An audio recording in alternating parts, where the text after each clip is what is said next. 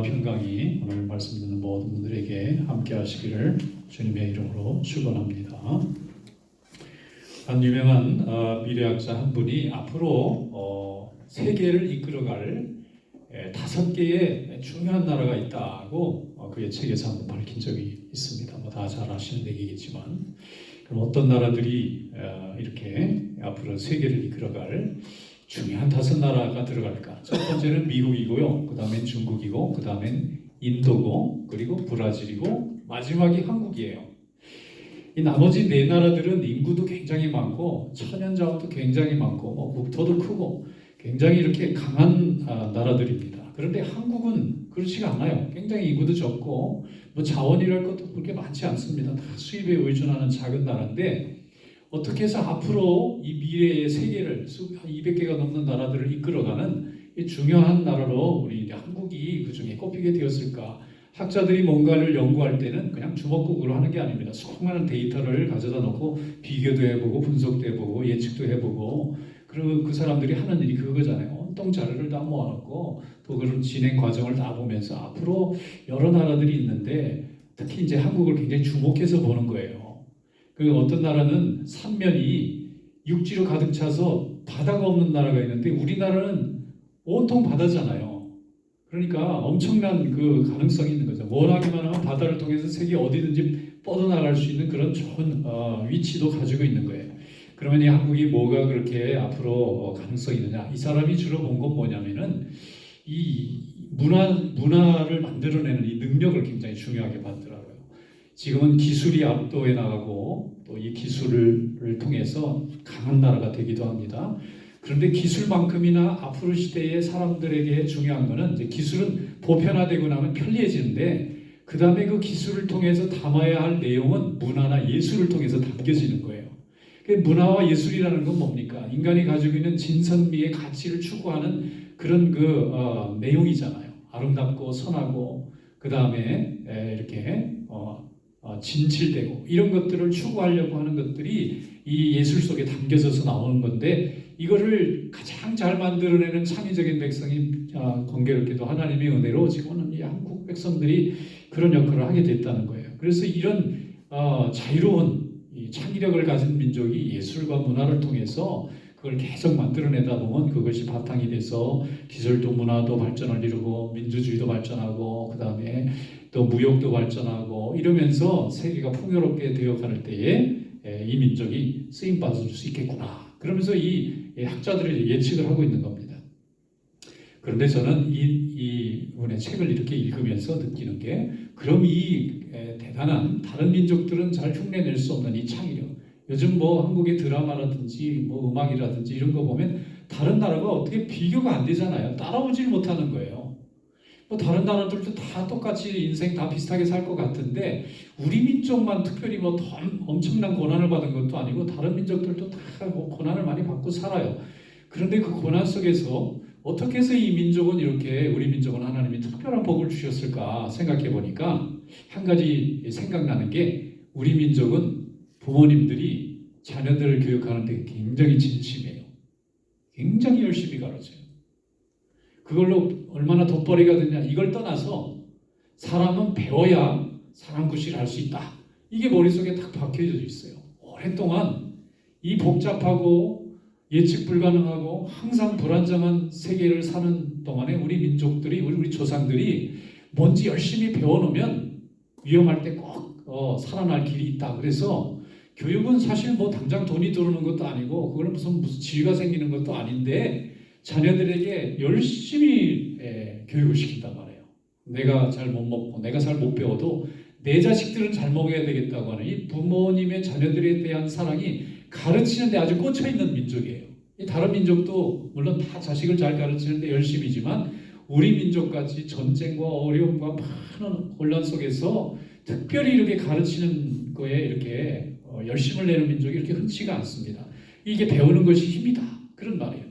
그래서 이 혼란과 어려움과 예측 불가능한 세계 속에서 사람이 열심히 배워놓으면 이것이 재산이 돼서 자기도 보호할 수 있고 자기가 원하는 인생의 길도 열어갈 수 있다, 이렇게 생각하는 거예요. 그래서 항상 배우는데 아주 열심인데 이것이 힘이 되어져서 지금 이렇게 좋은 예술이나 문화도 만들어내고 기술도 만들어내고 이렇게 사람들이 볼 때 한국은 참 주목할 만한 나라다.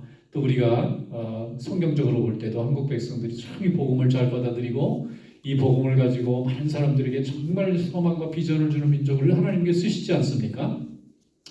무엇이든지 기본을 잘 닦아 놓으면 어려울 때일수록 빛이 납니다. 어떤 의사 선생님이 이 치료를 하는데 제가 한번 물어봤어요. 이렇게 의과대학 나오셔가지고 이렇게 치료를 할 때 이 기계들을 다 배웁니까? 그랬더니 아닙니다. 그러더라고요. 아닙니다.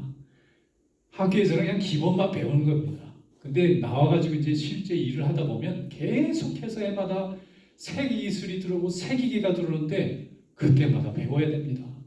그거 못 배우면요 뒤떨어집니다. 사람들이 벌써 편한 대로 다 몰려가 버리고 손님이 없습니다. 그래서 학교 공부보다 더 많은 공부를 해야 됩니다. 그 얘기 들으니까 이해가 되는 거예요. 사람이 가만히 있으면 자꾸 뒤처지는구나. 이게 자꾸 발전해 나가는. 그러면서 그분이 마지막에 해주시더라고요. 이런 얘기를. 그런데요. 항상 새로운 기술이 오는데 그거 어떻게 다 배울 수가 있습니까? 제가 경험해 보지도 않은 완전히 새로운 기술인데. 근데 그게 이해가 안 되면요. 제가 기본으로 돌아가서 처음 학교에서 배울 때, 처음 이렇게 의술을 배울 때 기본을 뭘 해야 되는지 다시 돌아가서 배우다 보면 그게 응용이 돼가지고 이해가 된다는 거예요. 근데 그것만 배우려고 하다 보면 잘 이해가 안 된대요. 왜 이 기술이 이렇게 만들어졌지? 그러니까 사람의 이 병을 이렇게 캐치해야 되려면 그 기계가 필요하고 고치려면 그 기계가 필요하니까 이 고치는 원리가 기본적으로는 같은 거구나. 그러니까 기본을 충실하게 다시 되돌아와서 원래 자리부터 다시 출발하면 모든 게 다 배워지는 거예요. 다 이해가 되는 거예요. 여러분 복잡하고 어려울수록 우리 성도들의 기본으로 열심히 충실하게 돌아올 수 있기를 축원합니다. 자, 오늘 본문 말씀에 보면 예수님께서 많은 하나님의 일을 하세요. 예수님이 이제 30이 되셔서 공생애를 시작하시면서 많은 일을 하는데 잠시도 쉴 수가 없어요. 얼마나 일이 많으신지. 근데 그 일을 거침없이 해나가시는 거예요. 육신은 한계가 있습니다. 사람이 가진 건강도 에너지도 한계가 있는데 끊임없이 십자가를 향해서 가는 그 길 동안에 멈추지 않고 가시는 거예요. 그 원동력이 어디 있는지 오늘 성경 말씀이 예수님의 그 에너지, 그 날마다 힘있게 감당하는 그 사역에 그 힘이 어디서 오는지 우리에게 알려줍니다. 오늘 이 말씀 가운데 은혜가 있으시기를 주님의 이름으로 축원합니다. 자, 오늘 함께 하나님 말씀 보겠습니다. 마가복음 1장 35절부터 39절 말씀, 오늘 주신 말씀으로 믿고 다 함께 읽겠습니다. 새벽 아직도 밝기 전에 예수께서 일어나다가 한적한 곳으로 가사 거기서 기도하시더니 시몬 및 그와 함께 있는 자들이 예수의 뒤를 따라가 만나서 이르되 모든 사람이 주를 찾나이다. 이르시되 우리가 다른 가까운 마을들로 가자. 거기서도 전도하리니 내가 이를 위하여 왔노라 하시고 이에 온 갈릴리에 다니시며 그들의 여러 회당에서 전도하시고 또 귀신들을 내쫓으시더라. 아멘. 예수님은 하루 24시간이 부족한 분이셨어요. 하루 24시간이 아니라 하루 50시간도 부족하셨을 겁니다. 끊임없이 사람들이 예수님을 찾아오는 거예요. 끊임없이 예수님에게 질문하는 겁니다. 끊임없이 예수님에게 고쳐달라는 거예요. 다른 사람이 1시간이면 예수님은 100시간으로 사역해도 부족할 정도로 수많은 사람들이 날마다 대중으로든지 개인으로든지 그룹으로든지 계속 와서 예수님에게 질문하고 예수님에게 병력자들라고 하고 예수님에게 때로는 논쟁하는 사람들까지 있었습니다. 그런데 예수님께서 그 모든 일들을 다 감당하시는 거예요. 마가복음 1장 오늘 우리가 읽은 이 성경 본문 말씀을 보면 예수님께서 하루 일과를 어떻게 보내셨는지 힌트가 나와 있어요. 예수님이 어떻게 일을 감당했는지 그 내용이 타임 테이블별로 잘 돼 있어요. 한번 우리가 잘 읽어보면 돼 있어요. 특히 이제 안식일을 중심으로 오전, 오후, 밤, 새벽 이렇게 4토막으로 나눠가지고 마가가 나름대로 예수님을 곁에서 모시면서 쫙 기술해 놨는데 읽어보면 예수님이 루틴하게 매일 이렇게 생활하고 시간을 쓰셨구나 하는 것을 볼 수 있어요. 오늘 이 말씀 가운데 우리가 어떻게 하나님 안에서 믿음의 생활을 해나갈 수 있을지 발견할 수 있는 은혜가 있으시기를 축원합니다. 자, 첫 번째는 안식일 오전이 되면 회당에 가셨어요. 회당에 가서 예배가 있으니까 말씀을 전하십니다. 그리고 사람들에게 하나님의 말씀을 선포하면 사람들이 다 은혜를 받아요. 그리고 오후가 되면, 이제 점심을 드시고 오후가 되면 신방을 하셨어요. 특히 누구를 하셨느냐면 예수님의 제자들, 12제자뿐만 아니라 예수님은 풀타임 12제자와 파트타임 70제자가 있으셨다고 그래요. 그래서 풀타임 12제자는 예수님하고 항상 매일 숙식을 같이 하면서 이동하는 거고, 파트타임 70인 제자들은 각자 자기 생업을 하고 열심히 하다가 예수님이 부르면 언제든지 모여오는 거예요. 70인의 제자들이 다 돌아다니면서 복음을 전하고 귀신을 쫓아내고 이렇게 뭐 세례도 주고 그런 일을 하셨다는 보고가 분명히 있어요. 그게 이제 오후에는 예수님과 날마다 관계를 가까이 하고 있는 그런 제자들의 집을, 베드로의 집도 가고 요한의 집도 가고 빌립의 집도 가고 이렇게 함께 하는 거예요. 우리가 지금 목사님이 예배 인도하다가 또 나중에는 신방도 하는 이유가 뭐냐면, 말씀만 전하면 이 영적 관계가 형성이 안 되니까 이 영적 관계를 또 풍성하기 위해서 가정들에게 방문해서 축복도 해주고 가정의 기도 제목도 함께 들어주고 함께 기도하면서 영적으로 점점 강건한 관계가 돼가는 거예요. 그래서 예수님이 말씀 전하면 예배 인도하시고 제자들을 신방했어요. 그리고 밤에는 병자들이 찾아오는 거예요. 여러분, 병이 들면요, 밤에가 더 증상이 심해집니다. 더 아파요. 더 두려워요. 더 고독합니다. 그래서 그럴 때 누가 옆에서 붙잡아주고 함께 있기만 해도 위로가 됩니다. 그런데 이 병자들이 당시에 무슨 병원이 있겠습니까? 무슨 의술이 제대로 있었겠어요? 약이 있었겠어요? 깔다가 그냥 대부분 다 죽는 거예요. 그러니까 예수님이 계시다는 소문만 들면 사람들이 며칠을 걸쳐서라도 예수님 있는 데까지 찾아오는 겁니다. 그러니까 밤이 되면 예수님이 쉬지도 못해요. 저녁 먹고 나시면 이제 병자들이 쫙 집 안팎으로 몰리면 귀신 들린 사람 귀신 쫓아내고 병든 사람 병 고쳐주고 절머리는 다시 세워주고 팔목이 잘못된 사람 회복시켜주고, 예수님의 힐링 미니스트리가 밤에 저녁 시간에 주로 많이 이루어져요. 그래서 저녁에 주로 우리가 부흥회도 하고 저녁에 기도회도 하고 저녁에 집회도 하고 주로 영적으로 하는 이유가 세상이 캄캄하면 사물이 잘 안 보입니다. 이 낮이면 멀리도 다 보이지만 밤에는 우리 시야가 짧아지는 거예요. 그러면 우리가 내면에 대해서 좀 들여다볼 수 있는 시간도 되는 거예요. 밤 시간이 그래서 하나님의 은혜를 경험하고 치유를 경험하기 좋은 거예요. 그래서 저녁에는 예수님이 열심히 치유의 역사를, 병을 고쳐주는 일을 열심히 해요. 마음이 병든 사람 마음 고쳐주시고 육신이 병든 사람 육신을 고쳐주시고, 예수님의 저녁 시간은 치유하시는 데 시간을 다 보냈어요. 일찍 끝난 날도 있었겠지만 어떤 날은 늦게 끝났을 겁니다. 그리고 나면 예수님도 육신을 가진 분이니까 지치실 거 아니에요. 에너지가 다 방전될 거 아니에요. 그냥 배터리가 다 끊어지듯이 이제 더 이상 이제 힘이 없으실 거 아니에요. 그러면 주무시는 거예요. 그리고 나서 마가는 마지막 부분에 예수님이 새벽에 뭘 하셨는지를 기록하고 있어요. 이 대목이 중요합니다. 새벽 한적한 곳에, 자 35절 말씀은 이렇게 돼요. 새벽 아직도 밝기 전에 예수께서 일어나 나가 한적한 곳으로 가서 거기서 기도하시더니, 자, 첫 번째는 예수님이 새벽 아직 밝기 전에 새벽 시간을 선택하셨어요. 왜 새벽 시간을 선택하냐면 하나님에게 마음을 열고 기도하기 너무 좋은 거예요. 사람들하고 대화를 안 해도 돼. 막 깨어난 사람은 말할 힘이 없잖아요. 이제 정신을 좀 차려야 되니까 한 30분 시간이 걸려요. 그러니까 예수님이 사람들 주변에는 늘 제자들이 계속 머물고 있어요. 계속 사람들이 와요.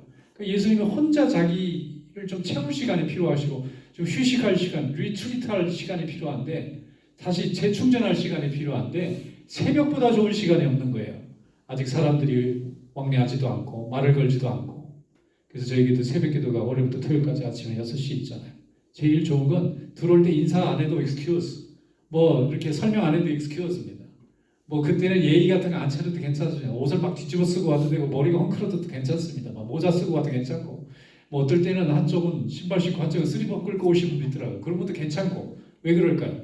사람하고 만나려고 오는 게 아니에요. 하나님하고 만나서 내 마음을 열고 위로받고 음성을 듣고 싶어서 오는 거니까 그때는 사람하고 얘기 안 해도 다 괜찮습니다. 그때 울어도 괜찮아요. 떠들어도 막 방언해도 괜찮아요. 왜 그렇죠? 하나님하고 만나려고 오는 거니까 사람하고 예의 갖추고 대화하지 말라는 거예요. 그냥 하나님의 말씀만 듣고 끝나고 나면 또 얘기하고 남아서 그러지 말고 그냥 이게 조용히 각자 또 자기 생업으로 돌아가라는 거예요. 이 영적 생활을 지키는 방법입니다. 예수님께서 그렇게 하셨어요. 또 두 번째는 예수님이 한적한 곳을 선택하셨어요. 그러니까 사람들이 있는 숙소에서는 안 되니까 아마 조금 언덕이라든지 조금 멀리 있는 공터라든지 아니면 내과라든지 아니면 숲속이라든지 예수님이 계셨던 곳이 그런 곳이 있는지는 모르지만 예수님이 보실 때 사람들이 모여있는 숲속은 잘 안 되는 거예요. 왜냐하면 그 속에는 내가 해야 할 듀티의 생활이 기다리고 있어요. 일어나면 청소해야 되고, 일어나면 밥해야 되고, 일어나면 아이들을 씻겨야 되고, 학교 가야 되고, 이렇게 되면 기도가 안 되는 거예요. 그렇게 되면 계속 이 생활이 그쳐지지 않는 거예요. 끝까지. 이 니드는 계속해서 나를 찾아오는데 나는 하나님에게 내 마음을 좀 채워야 되겠는데, 주님의 음성을 듣고 위로를 받고 회복의 말씀을 들어야 되겠는데, 그래서 예수님도 육신을 가지신 분이니까 육신을 가진 우리와 똑같이 제자들과 사람이 있는 곳을 좀 떨어져서 좀 걸어서 조금 걸어갈 수 있는 50분, 5분 정도, 10분 정도 사람 눈에 안 띄는 한적한 곳을 골랐어요.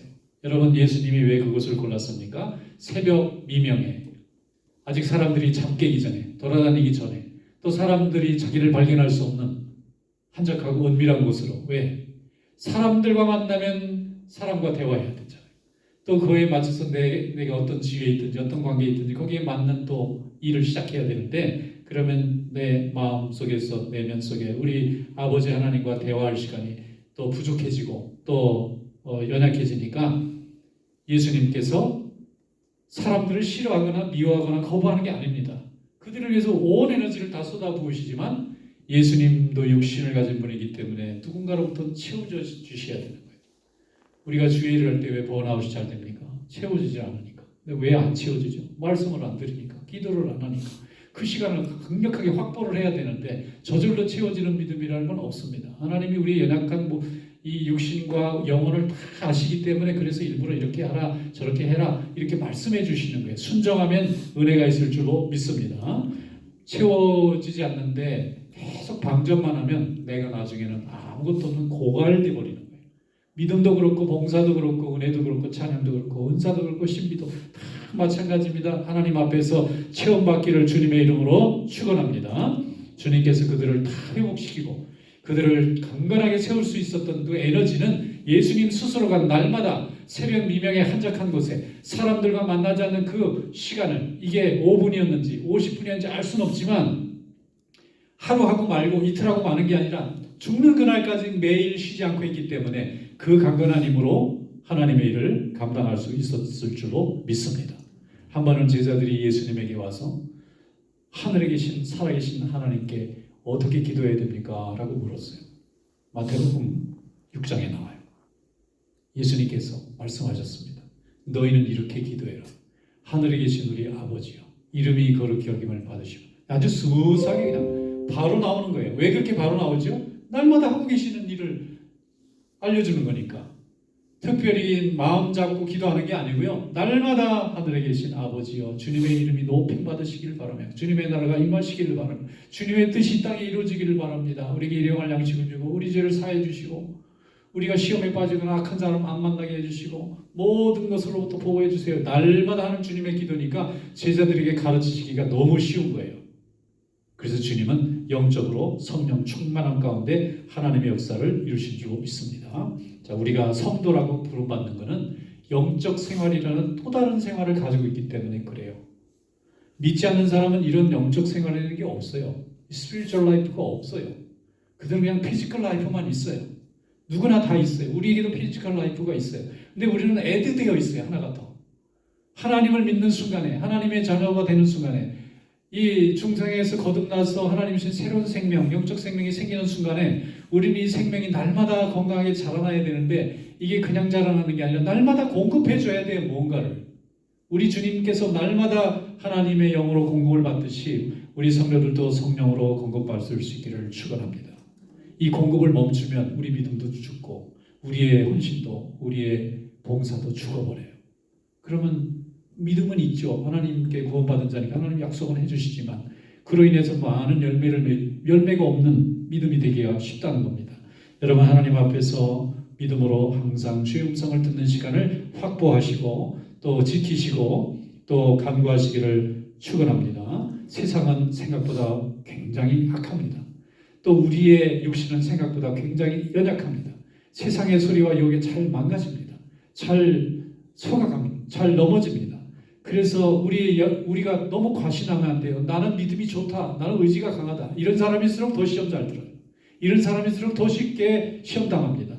그렇게 자만하면 안 됩니다. 우리는 정말 깨지기 쉬운 유리처럼 영적으로나 육신적으로 매우 연약해요. 그래서 우리가 연약하다는 것을 인정하는 것이 겸손의 시작입니다.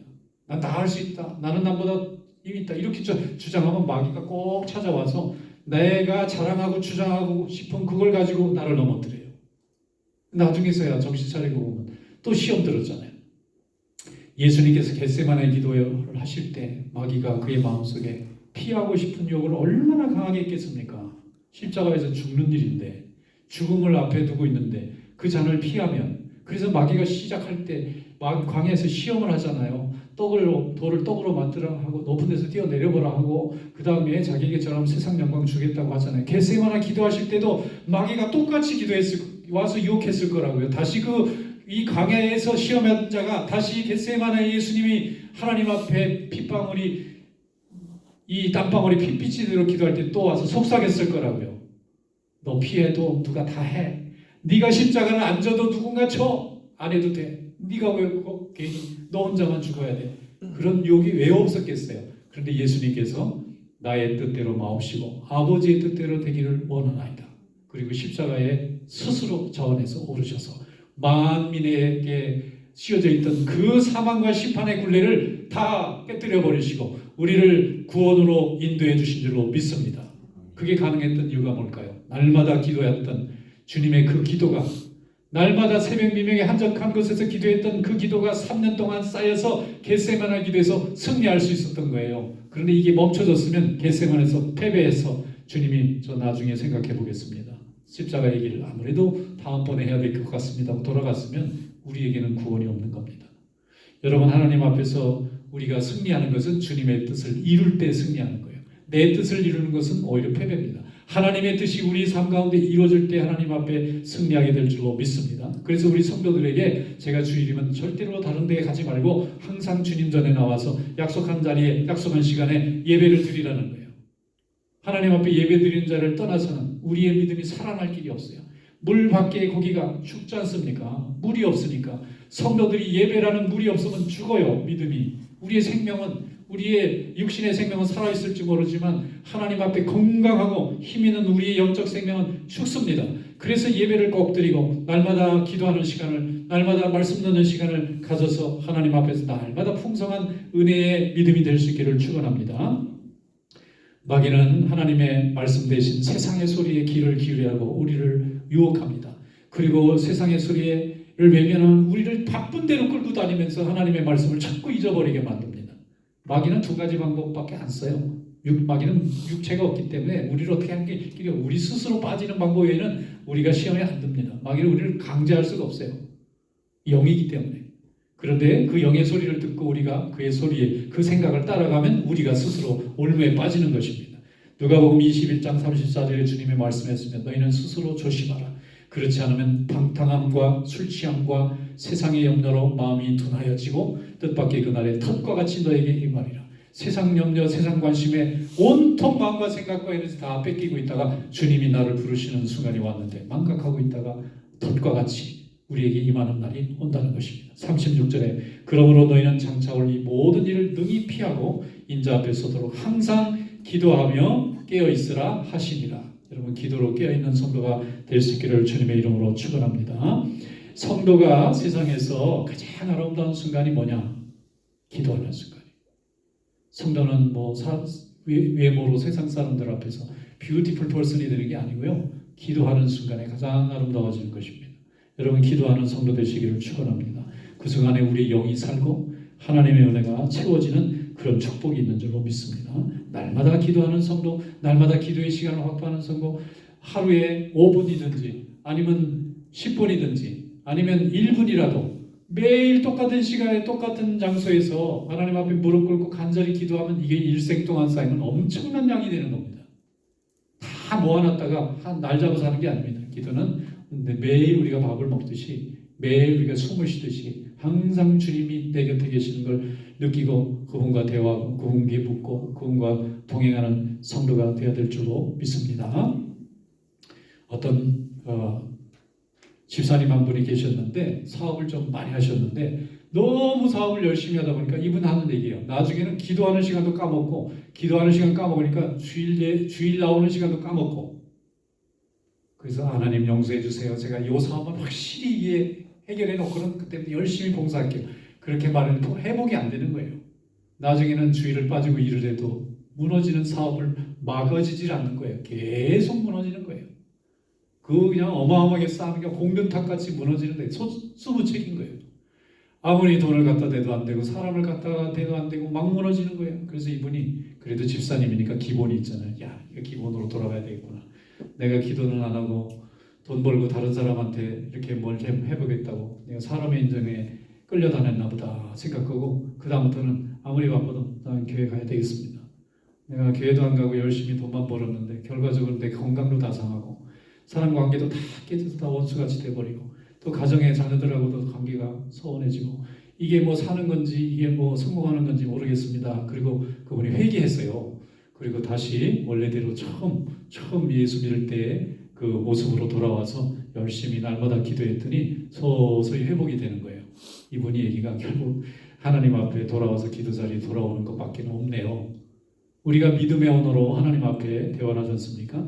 하나님 앞에 기도하는 정도는 하나님 회복시키시고 오늘도 하나님의 놀라우신 뜻에 우리의 낙함을 하나님께서 강함으로 바꿔서 사용해 주실 줄로 믿습니다. 데살로니가전서 5장 16절 18절입니다. 항상 기뻐하라, 쉬지 말고 기도하라, 범사에 감사하라. 이것이 그리스도 예수 안에서 너희를 향하신 하나님의 뜻이니라. 하나님은 우리가 행복하시기를 원해요. 항상 기도하기를 원해요. 감사하기를 원해요. 그래서 기뻐하기를 원해요. 슬퍼하지 마세요. 낭망하지 마세요. 두려워하지 마세요. 하나님은 우리가 하나님의 사랑받는 자녀입니다. 기뻐하고 감사하고 기도하면 하나님께서 우리를 붙잡아 주실 줄로 믿습니다. 오늘 이런 믿음의 축복이 여러분들에게 함께 하시기를 주님의 이름으로 축원합니다. 기도하겠습니다.